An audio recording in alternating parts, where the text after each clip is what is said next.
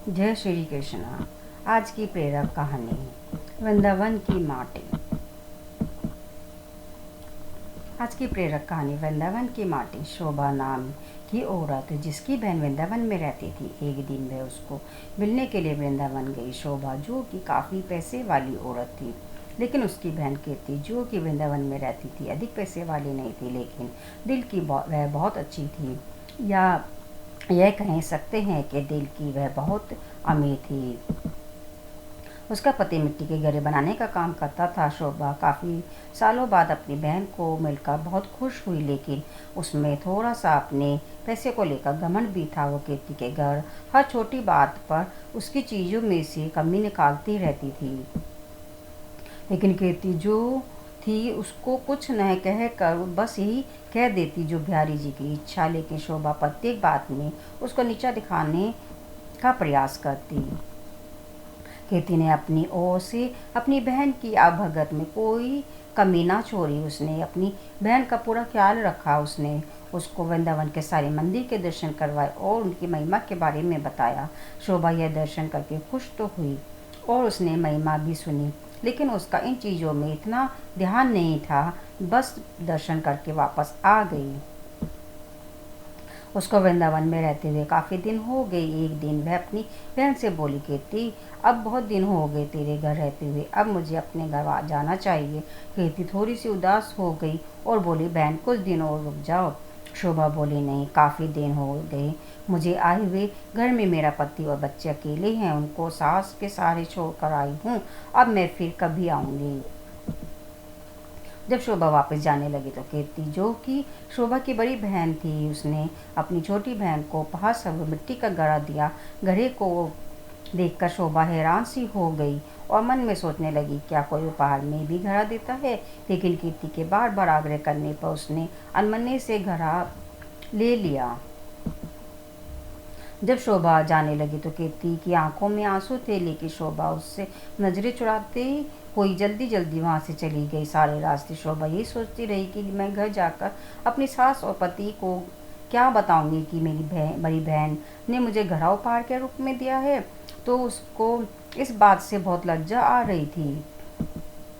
उसने सोचा कि मैं घर में जाकर झूठ बोल दूंगी कि घड़ा मैं खरीद कर लाई हूँ, मुझे तो मेरी बहन ने काफ़ी कुछ दिया है। इसी तरह सोचती सोचती वह घर पहुँची और उसने घर जाकर घड़ा अपनी रसोई के ऊपर रख दिया। उसको मन में बहुत ही गुस्सा आ रहा था कि मेरी बहन क्या इस लायक भी नहीं थी कि छोटी बहन को कुछ पैसे उपहार में दे सके। एक घड़ा सा पकड़ा दिया। अब उसको अपने घर आए काफ़ी दिन हो गए, गर्मियों के दिन थे। तभी उसके गांव में पानी की बहुत कठिनाई आने लगी। कुएं में नदियों में पानी सूख गया। उसके गांव के लोग दूर दूर से पानी भरकर लाते थे। पैसे होने के बावजूद भी शोभा को पानी के लिए बहुत कठिनाई हो रही थी। एक दिन शोभा बहुत दूर जाकर उनसे पानी भर कर रही थी। वहाँ पर और भी औरतें पानी भरने के लिए आई हुई थी, तो जल्दी पानी भरने की होड़ में धक्का मुक्की में शोभा का घड़ा टूट गया। शोभा दूसरी औरतों पर चिल्लाने लगी, है आपने क्या किया? बड़ी कठिनाई से तो मैंने पानी भरा था, आप लोगों ने धक्का मुक्की करके मेरा घड़ा तोड़ दिया है। अब वह उदास मन से घर आई। अब उसके पास कोई और दूसरा बर्तन भी नहीं था पानी भरने के लिए। तभी अचानक उसको अपनी बहन के दिए हुए घड़े की याद आई, तो उसने रसोई के ऊपर से घड़ा उतारा और फिर चल पड़ी बड़ी दूर पानी भरने के लिए। जब कुएं पर पहुंची तो भीड़ कम हो चुकी थी। वह घड़े में पानी भरकर घर लाई। तभी उसका पति खेतों से वापस आया। गर्मी अधिक होने के कारण वह गर्मी से बेहाल हो रहा था और आकर बोला, शोभा ये क्या घर में पानी है? क्या एक गिलास पानी मिलेगा? शोभा ने कहा, हाँ, मैं भी भरकर लाई हूँ। उसने उस घड़े में से एक गिलास पानी भरकर अपने पति को दिया। गले में से पानी उतरते ही उसका पति एकदम से उठ खड़ा हुआ और बोला, यह पानी तुम कहाँ से लाई हो? शोभा एकदम से डर गई कि शायद मुझसे कोई भूल हो गई है। उसने कहा, क्यों, क्या हुआ? उसके पति ने कहा, यह पानी नहीं है तो अमृत लग रहा है। इतना मीठा पानी तो आज तक मैंने नहीं पिया। यह तो कुएं का पानी लग ही नहीं रहा, यह तो लग रहा है कि किसी मंदिर का अमृत है। शोभा बोली, मैं तो कुएं से ही भरकर लाई हूँ, यह देखो घड़ा भरा हुआ। उसके पति ने कहा, यह घड़ा तुम कहाँ से लाई थी? उसने कहा, जब मैं वृंदावन से वापस आ रही थी तो मेरी बहन ने मुझे दिया था। यह सुनकर उसका पति चुप हो गया। अब शोभा का पति बोला कि मैं थोड़ी देर के लिए बाहर जा रहा हूँ, तब तक तुम भोजन तैयार करो। शोभा ने उसे घड़े के जल से दाल चावल बनाए।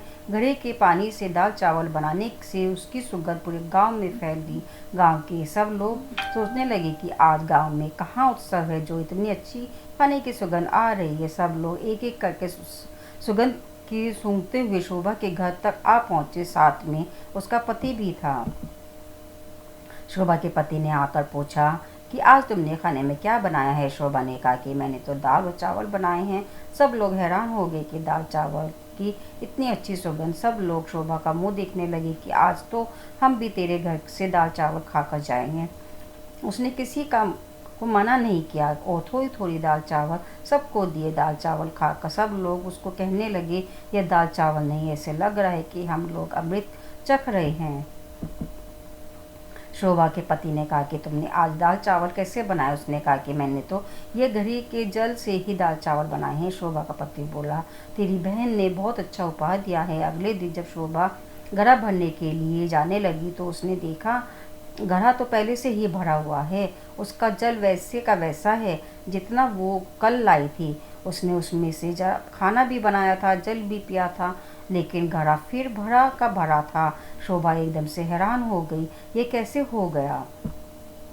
तभी अचानक से उसी दिन उसकी बहन कीर्ति उसको मिलने के लिए उसके घर आई तो शोभा अपनी बहन को देखकर बहुत खुश हुई। उससे एक गले मिली और उसको पानी पिलाया। शोभा ने अपनी बहन को कहा कि दीदी, यह जो तूने मुझे घड़ा दिया था यह तो बहुत ही चमत्कारी घड़ा है। मैंने तो तुच्छ समझकर रसोई के ऊपर रख दिया था, लेकिन कल जब मैं इसमें जल भरा हुआ है तब से जल भरा हुआ है। इसका जल इतना मीठा है और इसके जल से मैंने दाल और चावल बनाए जो कि अमृत के समान बने थे। उसकी बहन बोली, अरे ओ मेरी भोली बहन, क्या तू नहीं जानती है कि यह घड़ा ब्रज की रज यानी वृंदावन की माटी से बना है, जिस पर साक्षात किशोरी जी और ठाकुर जी नंगे पैरों चलते हैं। उसी रज से यह घड़ा बना है। यह घड़ा नहीं, साक्षात किशोरी जी और ठाकुर जी के चरण तुम्हारे घर पड़े हैं। किशोरी जी और ठाकुर जी का ही सब रूप तुम्हारे घर आया है। यह सुनकर उसकी बहन अपने आप को कोसती हुई और लज्जित होती हुई अपनी बहन के कदमों में गिर पड़ी और बोली, मुझे क्षमा कर दो जो मैं वृंदावन की माटी की महिमा को न जान सके। जिसकी माटी में इतनी शक्ति है तो उस बाके बिहारी और लालीजू में कितनी शक्ति होगी। मैं अज्ञानी मूर्ख न जान सकी। मुझे ब्रजरज की महिमा और उसकी महत्ता का ज्ञान नहीं था। मुझे क्षमा कर दो। उसकी बहन ने उसको उठाकर गले लगाती हुई बोली कि बहन किशोरी जी और ठाकुर जी बहुत ही करुणा अवतार है। तुम्हारे ऊपर उनकी कृपा थी जो इस घड़ी के रूप में, इस रज के रूप में मैं तुम्हारे घर में पधारे हैं।